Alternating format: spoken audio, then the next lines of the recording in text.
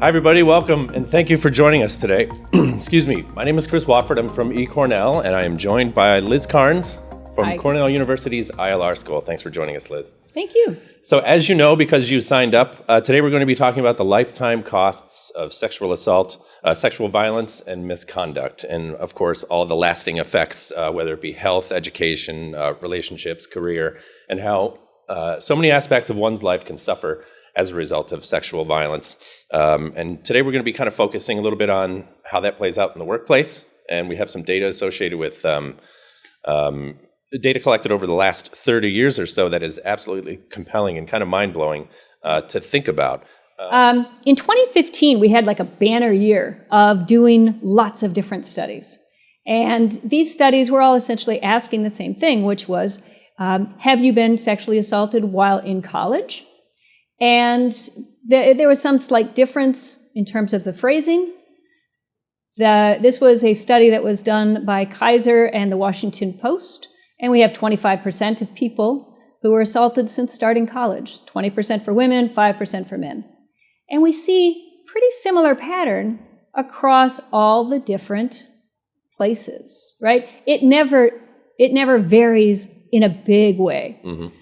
The one that says 27 AAU, this was a study that Cornell was part of. We had 27 different colleges that did the same survey. Mm-hmm. And it's important to have this information because it's consistent across studies. There's so many people who will say, oh, but people just make that up, or it was dependent on the respondents. There's been a lot of reliability and validity testing on this, mm-hmm. and this is solid data. Mm-hmm. The sad thing is that this is the exact same data that we had in 1987, right? Yeah. The numbers are the same since 1987. So this roughly 20% is a consistent thing and it has not changed. It has not changed anything. Nope. All the interventions that we've had so far have not changed things. I'm not as interested in just improving reporting rates. I want to actually look at the cost of sexual assault. And the reasons I want to do that are as listed here, right? Obviously, to help the person. It really helps people understand that what they are experiencing and their life trajectory, why it seems like it's hard to get it back on course, is in part because they are bearing these costs. Hold the perpetrator responsible. That's a pretty straightforward one. Mm-hmm. Create policies which would address the costs. And then finally, imagine if we had a world where we didn't have to pay this. Okay, part of the reason that we add this up is that money matters. Somehow when we start attaching a price tag, people become more accountable. And the different systems that we look at are the legal systems, right? We've got the criminal and the civil mm-hmm. system. And the financial obligation that arises out of that, like let's imagine that a perpetrator is found guilty and under the criminal system ordered to pay restitution. That mm-hmm. means they have to pay the victim money. And that is a contract now that cannot be discharged under personal bankruptcy, right? So it is something that will stay with that perpetrator forever until they've paid it off. Wow. And that would change the world. I would imagine, right? Yep. This is the standard approach to all injuries, right? This is exactly what's used in your car accidents, your slip and falls, medical malpractice, everything else. So it's interesting that people don't think of it when it comes to sexual assault. So we have Betsy, who's our fictional case, hypothetical. She's a sophomore in college. She pays $30,000 a year in tuition. And she's studying nursing. She's had past internships. She's clearly on this trajectory, right? And she wants to be a registered nurse. She's taken a full course load, which is equal to 4 courses. Very typical college student, has $20,000 in student loans. And she's assaulted in the first semester of her sophomore year. Okay? So the costs start immediately, day one. First one, transportation, right? She's been assaulted, wants to get away. So I'm just going to make it up at $20, mm-hmm. right? She calls a cab, whatever it is. Mm-hmm. But she needs to get away. Plan B, right? The emergency contraceptives. She mm-hmm. hadn't planned to spend this. Mm-hmm. You go buy that from the pharmacy, it's $50. Hospital ER, right? You go into the hospital, to the emergency room, and the first thing they ask you is, could we see your insurance card? Right? That cost is a minimum of $1,000. Mm-hmm. STD testing and drugs and the rape evidence kit, these things are supposed to be covered by the state, but frequently they are not, right? Or we've all heard about the failure of them to test the rape evidence kits. Mm-hmm. We've got thousands and thousands of those. So if she wants to actually think about a case, she needs to pay for that as well. Her time in the hospital, I'm just going to say it costs her $11 an hour. She's got a work-study job or something, mm-hmm. right? Really, really nominal. It takes 8 hours to sit there in the hospital for all of this to happen. Mm-hmm. This is not a quick process. She has to start making some decisions. We'll give her some charges for that, and spending time with the authorities.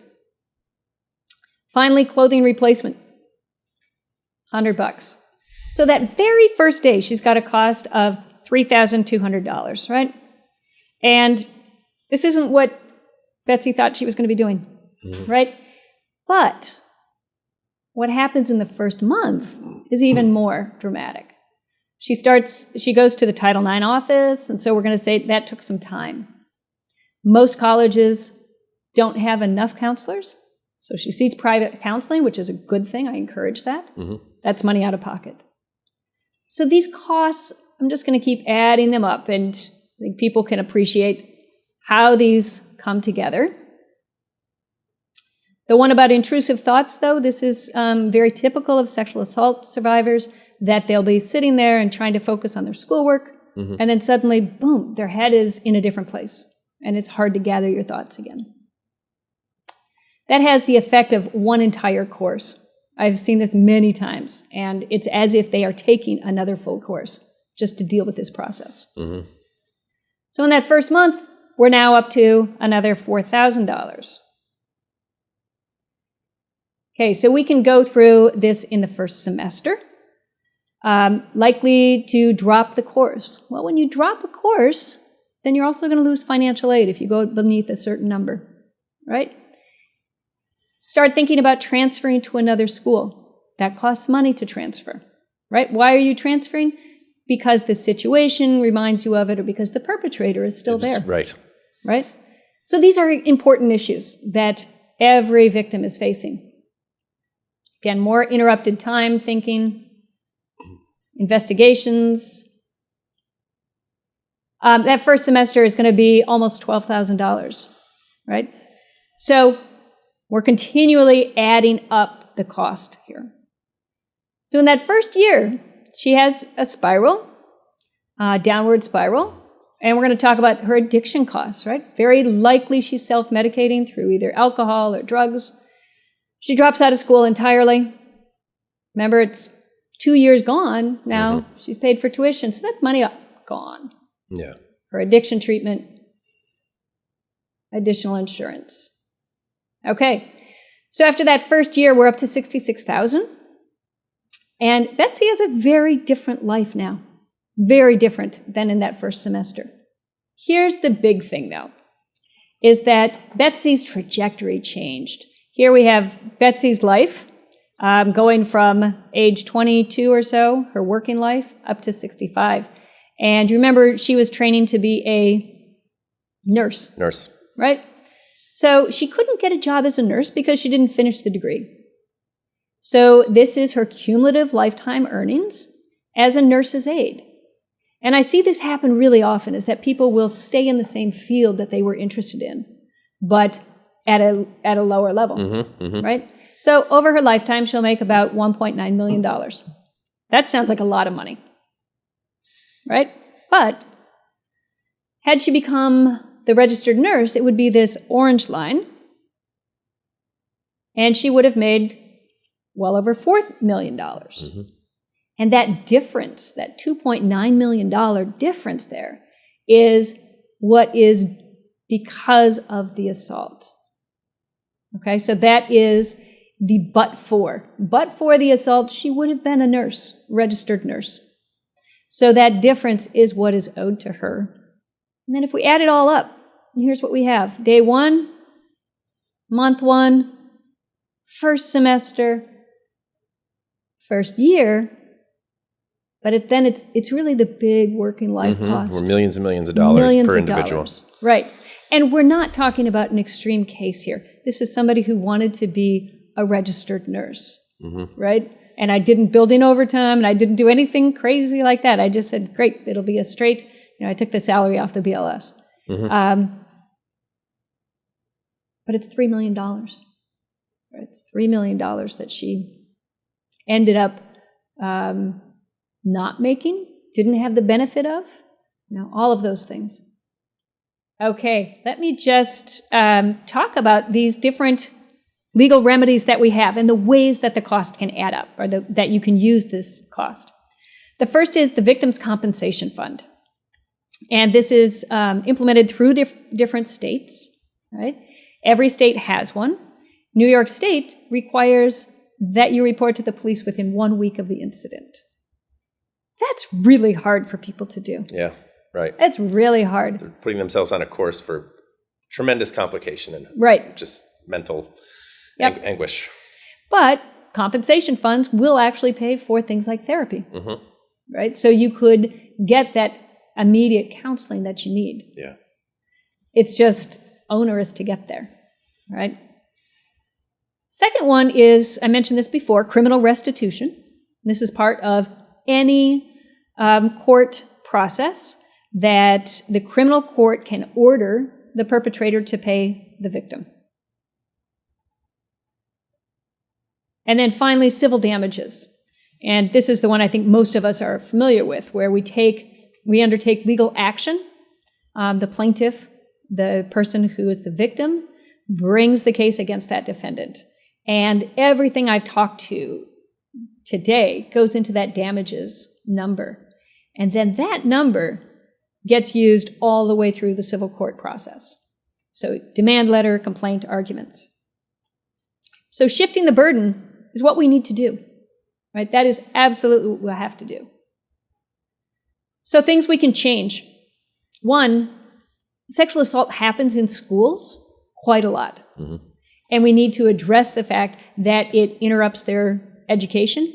And we need to think about a student loan deferral on this, right? It's absolutely mandatory. The legal ones, holding the perpetrators responsible. And then finally, support, right? Engaging survivors in discussions about the economic impact. Thank you for coming and hanging out today. As mentioned, I will email all of you the link to the recording, which is the same as you've just watched here. We'll send the slide deck as well. Thanks for that. Yes. Perfect. And for the rest of you, I can't wait to see you at the next event. I know we took a little break there for a couple months because we're improving the platform. We've changed the studio a little bit. I'm very interested in your feedback, so please, I'm going to send you some surveys after this as well to just get a sense of what you think. So again, Professor Karns, thank you so much. You're welcome. All right. Thanks, audience. We'll see you next time, and register for any future HR and women in leadership events on your dashboard. Thank you.